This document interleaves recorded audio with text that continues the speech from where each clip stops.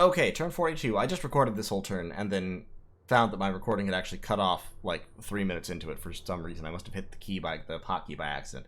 In any case, this is going to be a quick one because I'm just going to quickly recap all the things that I just said. Moving vampires around. We've got Hellenbrecht, who is actually a very solid anti-skeleton horde thug. My main concern right now is these like 4,000 skeletons that are up here. This is clearly Mechrite prepping to invade me. There's no other reason to have 4,000 skeletons.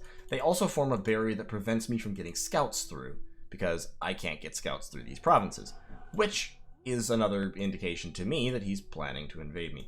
What I can do is I can fly Mirkala over those barriers to get a little bit of vision, because he doesn't have a fort here in Ras, I don't think. So we're going to fly Mirkala over there so that I can get a little bit of vision into nearby provinces, hopefully.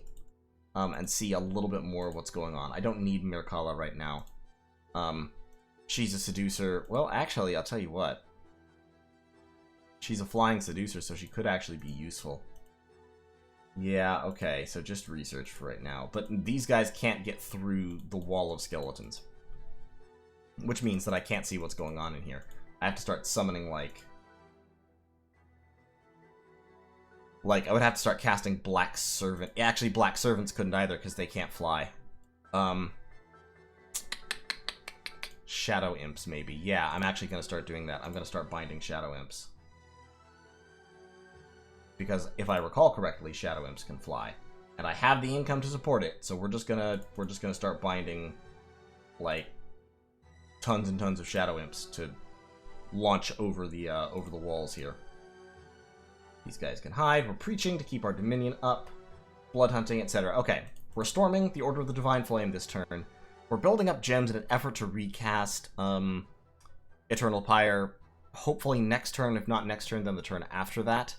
But we need to build up gems until we have a lot of them. I'm swapping some nature gems for fire gems at a pretty good rate of exchange. I'd like to get some more nature gems in order to swap them for more fire gems, so that I can, in a couple of turns, recast Eternal Pyre with like 120 or 150 fire gems in order to keep it up for a while. We're binding Bone Fiends for Patrol Chaff so that we can start moving these guys out and not have to pay upkeep on them. Because, I mean, even this, like, I have 70 units here. These guys are costing me a half gold per turn, the Militia. These guys are costing me a half gold per turn. These guys are costing me almost a full gold per turn, the Bone Tribe Beast Hunters. So if we look at this, 70 units, these units that are patrolling here are costing me like 40 gold per turn, something like that. And then of course the Circle Masters and these other guys are costing me a little bit more. By the way, I should have given that guy a Sanguine Dowsing Rod a long time ago. But in any case, so, you know, it's costing me money, small amounts of money, but still money that I would like to not be spending. Welred is probably starting to near the end of its usefulness as a blood hunting province, so pretty soon we're going to collapse those guys down into Dragon Ridge in order to blood hunt even more of the shit out of it. And then we'll blood hunt Esquania. And sometime soon I'm hoping that we'll be able to blood hunt Jerib, although it will take a few more turns to build up to a really useful size. The Weald and Fields of Gold are both good. Setica is good. And we're moving back people to take blood slaves from there, as well as moving in, of course, my patrollers. 45 Bone Fiends will help there a lot. Recruiting tons and tons of Magi, many of whom we're going to start moving towards the front. We are moving Finfag towards the front because in 2 turns, we're going to have, or hopefully 2 turns about, we're going to have Alteration level 7, which will enable me to cast Fog Warriors out of a Communion using Finfag. Fog Warriors will be a great little defensive spell to cast when I'm being swarmed by 1,000,000 skeletons. And it should help keep my guys alive long enough for spamming Strange Fire to have a noticeable effect. I've got enough Magi up here to spam it some. 1, 2, 3, 4, 5, 6, 7, 8, 9, 10, 11, 12, 13, 14, 15, 16, 17 Magi in Monarch Woods. Can put up a pretty good defense against thousands and thousands of skeletons, especially with a little bit of assassination help. That said, they would still lose, but with the support of Hellenbrecht, who I'm actually going to launch up in that direction, with the support of Hellenbrecht, they might be able to tank it out, because Hellenbrecht can take it out, like, really, really well. Now, downside of using Hellenbrecht, if Hellenbrecht is hit by my own Strange Fire, it will fucking vaporize him, because it will do, like, 30 armor-piercing damage, and he would only have prot 23 versus it, which would effectively, since it's armor piercing, be 11. So prot 11 versus 30 damage, that would be a lot of damage. But of course, he's immortal, he can come back. The only actual cost of losing Helmbrecht would be 1 turn. He comes back in 1 month, unless he's far away. And I would lose a Firebrand, but you know, so what? So, yeah, I have tools, I have options, I have things that I can do in order to try and stop the skeleton swarm. But I will have to fight it very, very, you know, significantly. I have non-aggression pacts protecting me, so once I clean this up, I think it'll probably be time for the Kalkheim War, and we'll just see how that goes. So in any case, thanks for watching. See y'all on turn 43. Once we hit Alteration level 7, I'm probably going to go down... I may actually go down Evocation further, because Magma Eruption would be a great spell to have, and Rain of Stones would be a pretty good spell to have, as would some of these other death spells like Cloud of Death, and then of course Pillar of Fire. Pillar of Fire is another great spell that my Magi can spam very, very easily once I have it, and it could be very useful. And then at higher levels, I can cast, yeah, Second Sun wouldn't help me, but I could potentially cast a Volcanic Eruption, or Flames from the Sky.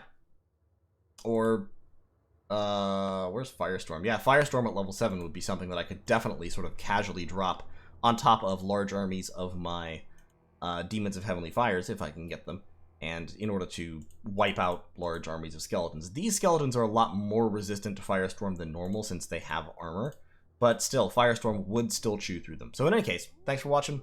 See you next time. Alright folks, turn 43, and this has been kind of a disappointing turn in a couple of different ways. First of all, there was the battle at the Fortress of the Order of Divine Flame, and unfortunately, I was caught by surprise by something I hadn't considered. The AI has summoned a bunch of Draconians. Now, Draconians are a hugely inefficient summon. They cost a lot. They're not very good. They have lots of hit points, but their stats aren't exceptional. Their protection is low, and they only have 1 attack each, and they're size 4, so there's only 1 per square. So, low attack density, unimpressive stats except for hit points. But they do have this going for them. They are flyers. So, these Draconians, actually, in this particular case, because I hadn't prepared for them, really screwed me up. He's got a whole bunch of polemarchs down here. He's got Yehiel the Golden Idol, who has, of course, prot 29, and so is extremely hard to kill. And then he has his wall defense, which is area archers. I have my big line of Saoi, a big line of crossbows, and then I have a bunch of scattered Magi in the back, plus my Demons of Heavenly Fires. So, if we watch what happens here, the Demons of Heavenly Fires start taking out the wall defenders, and then the Draconians jump in the back and kill almost all of my Magi almost immediately. On top of that, they distract a good portion of the front line, and they get my mages to start dropping meteors on themselves. On my own army is being pummeled by my meteors. So, all these Berserk Saoi are back here. Meanwhile, up front, the one surviving Fire Drake is ripping my Burgmeister Guard apart. We're throwing fire at it because that's our most efficient way to kill it.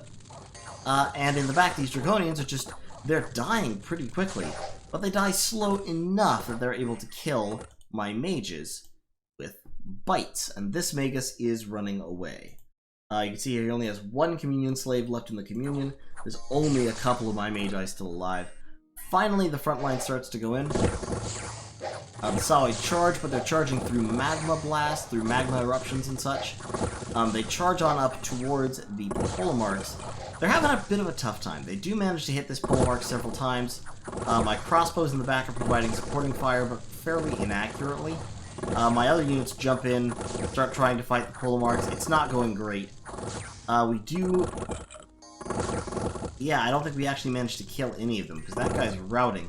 The enemy fails a morale check here, which makes most of them just run, but at this point, all of my actual infantry are gone. All I've got left is crossbows. And Yehiel is dropping gifts from heaven on me because he's an innate caster. So my troops close in, what's left of them, get killed. These 2 Polemarchs and Yehiel just stand their ground. And they stand their ground for quite some time. So you can see here the zombies going in, getting wiped out, not really accomplishing much. The armies of the Order of the Divine Flame are mostly routed, but for some reason these two refuse to run, despite the fact that, honestly, I think they really should at this point, from HP route if nothing else. But those two and Yehiel stand their ground and just slowly murder my undead summons. So, in the end, I lost pretty much all of my magi, about half of my units, all told, including all of my Sawi. The enemy lost everything he had, except his golden idol. So I've got to take the golden idol out. It's the only defender, but it has to die. And then, just to add insult to injury, during the retreat, George Washington was killed retreating into enemy territory, which is very, very annoying. So, there's that. I do have a bunch of troops up here that we're just going to take right back in. We're just moving everybody right back in. We're going to proceed to place. We've also got Burkhard Nachtzer, the Blood Marshal. He has a sword of sharpness, which is armor piercing, so he can kill the Golden Idol, and he has enough protection that he shouldn't be easy to kill with the Golden Idol's spells and attacks. I mean, he has 23 protection, even against a Magma Eruption, that's likely to protect him. We've also got Hellenbrecht the Bloodgraf, and Hellenbrecht is actually moving over here to grab these crossbows. I'm still worried about these skeletons that are lined up against me, but he's moved a bunch of them over here, which makes me think he may actually be going after Illwinter. And right now I'm okay with that, partially because Illwinter just stole my thunder. Over on this side, I had just gotten Lothar Blumenreiter into position to attack the throne at Swinland, but Illwinter got there first. And his Flagrant Tyrant, he fluffed up a Flagrant Tyrant supercombatant who wiped out the defenders of the throne.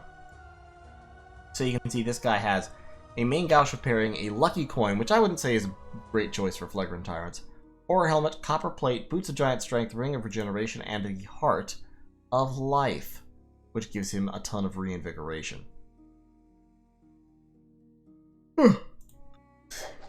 Excuse me, sorry, it's very late at night.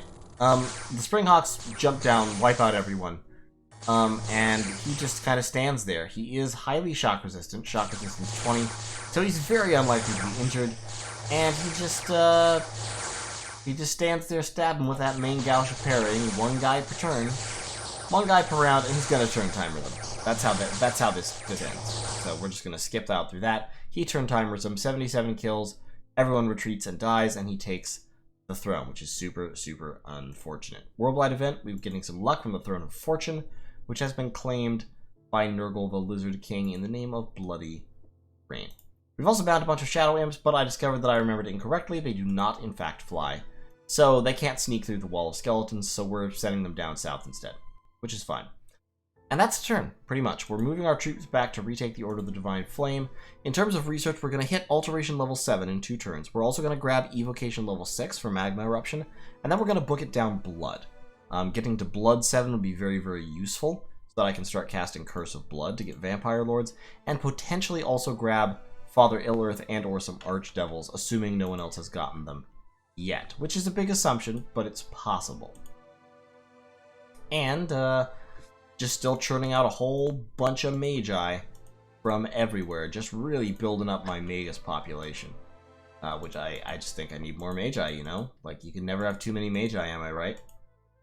We'll need to go and start blood hunting Hobergdorf and Lorborough sometime pretty soon, but first we have to take the Order of the Divine Flame. That, of course, is the primary order of business. So, that's turn 43.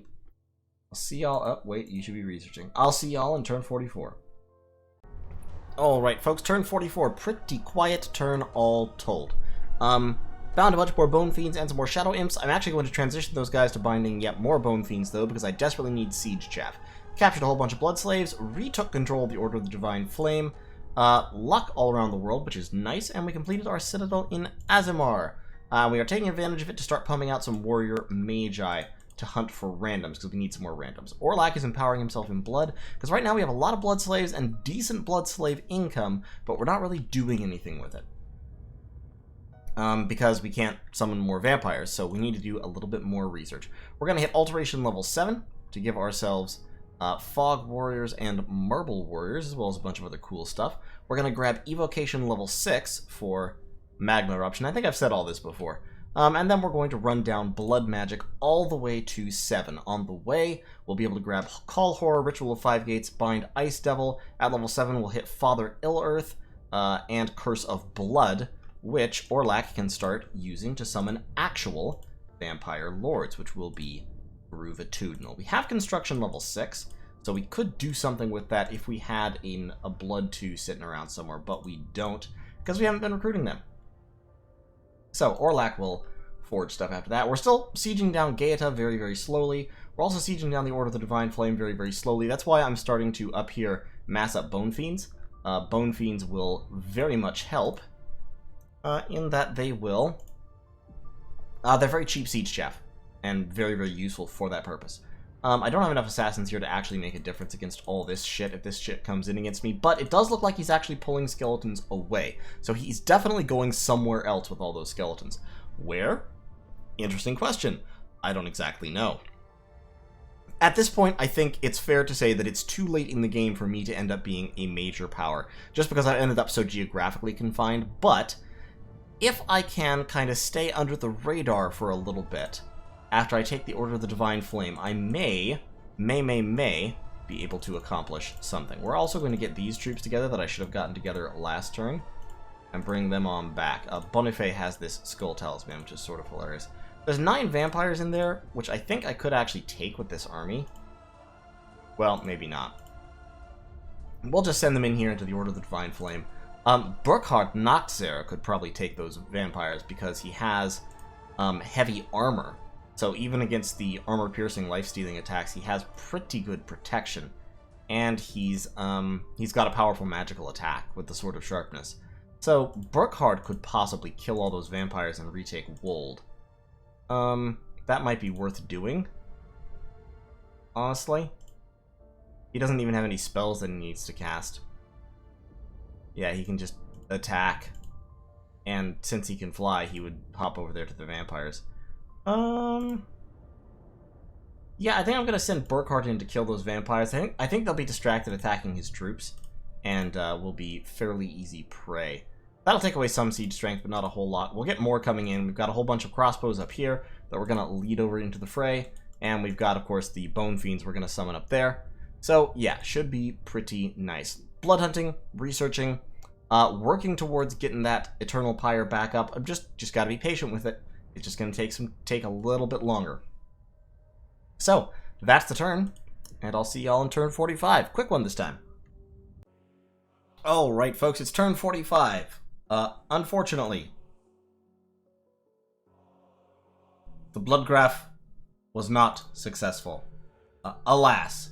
The Blood Marshal, I'm sorry, not the Blood Graph. So, unfortunately, I lost my items. I thought it would be enough to protect him, but, not quite.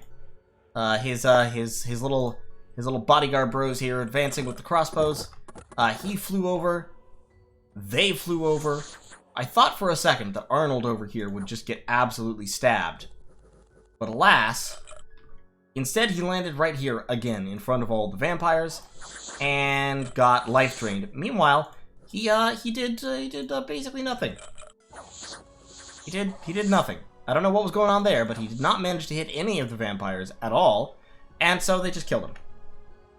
Alas. Author Lothar Blumenreut also, I meant to say. I said author, I think. Lothar Blumenreuter was discovered by patrollers and caught. I don't really care much about this. I lost a few gems, but it's okay. He hopped in. You can see against mundane troops, this is actually tremendously effective. If this had been like an actual, like one of the thugs, he might have actually won this fight, hilariously enough. Just because this guy isn't actually geared. He is casting Incinerate, so he does have pretty significant research behind him. But as you can see here, Lothar is cutting his way through the defenders with a fair degree of success. He does take some damage now and then, but he's healing it back, okay, until he gets hit by an Incinerate and explodes from the inside. So, you know, could have been better, could have been worse. The Independents here actually conquered the Swamp of Forgetting from Blood Boys, which is sort of hilarious. But, that's okay. They'll just take it back. And R'hllala attacked the Sacreds of Hell with a Lemur Consul, because fucking everybody took Lemur Consuls in this game. And conquered it. This is a Lemur Consul thug. You may notice he has defense skill 26. And attack skill 16. And is ethereal, and has 19 prot and 33 hit points, and generally is just absolutely disgusting. I'm sorry, these guys are just... Lemur Consuls are broken. And yeah, regeneration, strength, all that stuff. Regeneration works on him because he's undead but not technically lifeless because he's a ghost. So I don't know what kind of sense that makes, but it sure is the way things work. So he can regenerate as well as everything else. And he just wipes him out. No problem. Unexpected events. Unrest and lost tax. Minus unrest and a lot more tax. So it worked out very, very well for me, especially because Amphalia makes fucking money. So we got like 500 extra gold. We are storming the Order of the Divine Flame. It should be the only thing that's inside is a golden pillar and possibly a couple of summons. We're just storming right on in. We've got a whole bunch of crossbows, and we've also got Helmbrecht casting his spells and then jumping back there with a Dusk Dagger, which does armor negating damage. The Dusk Dagger plus the Lance should be enough for him to kill the Golden Pillar in a couple rounds of combat, and I believe he's tough and regenerates fast enough to survive what it throws at him. He does, even against magical attacks, he has pretty significant prot, and he'll also have Temper Flesh active, so he will have all kinds of damage resistance. Plus Earth Power will give him reinvigoration. Actually, he doesn't need Earth Power. He's Encumbrance 0. Why would he need Earth Power? The Iron Will, I think, is probably important, though, so we're going to cancel Earth Power, actually. That will give him 10 fatigue. That will give him 10 fatigue. Yeah, he'll be fine. Actually, what's his spellcasting? Oh, that's right. That's why he's doing Earth Power. Because his spellcasting encumbrance is fucking 14. That was why I was doing Earth Power. In fact, I'm going to do Earth Power first. And then Temper Flesh.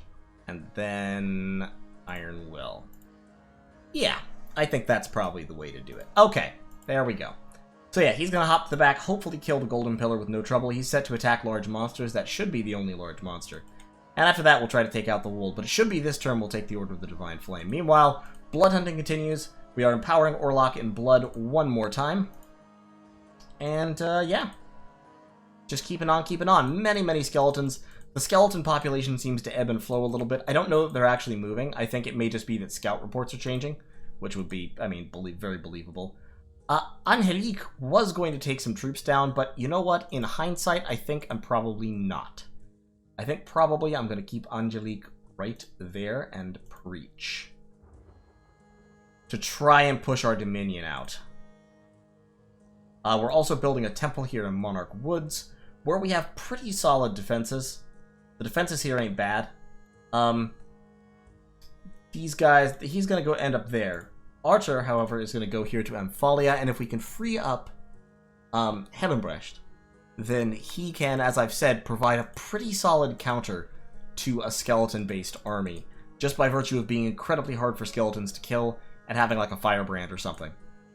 Ophagion will also move forward, and we have 98 fire gems right now. I did a little bit of alchemization. Alchemy, rather.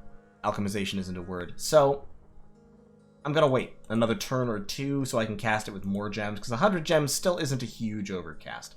But we'll just see what we can do. So, that's the turn. I'll see y'all in turn 46.